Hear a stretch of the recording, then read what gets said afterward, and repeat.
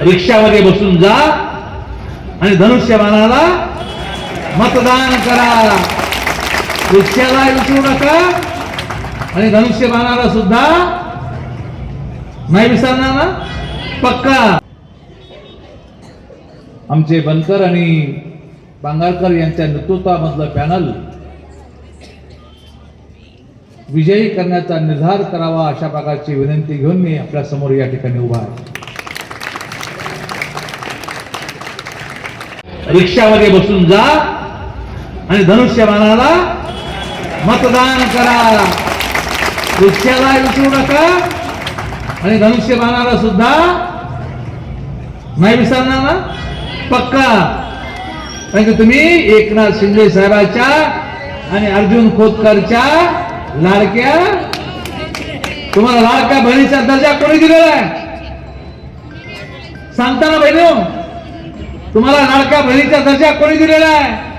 एकनाथ शिंदे साहेबांनी राज्यातल्या करोडो महिलांना लाडक्या भगिनीचा दर्जा दिला. फक्त दर्जाच नाही दिला तर दर महिन्याला तुमच्या खात्यामध्ये 1500 रुपये जमा करण्याचा मार्ग मोकळा केला.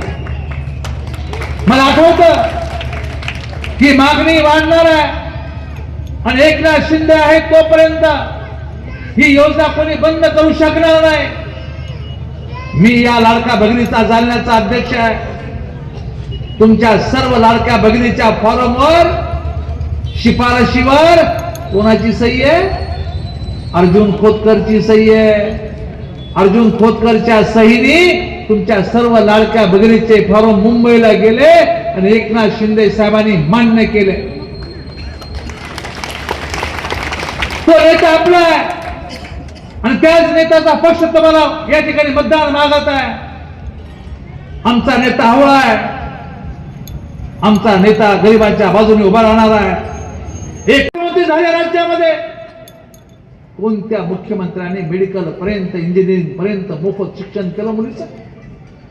कोणत्या मुख्यमंत्र्यांनी तुम्हाला लाडकी बहीण 1500 रुपये दिले? कोणत्या मुख्यमंत्र्यांनी तुमच्या इलाजावरती कोटीच्या कोटी खर्च केला? कोणता मुख्यमंत्री? हा मुख्यमंत्री आपला आहे.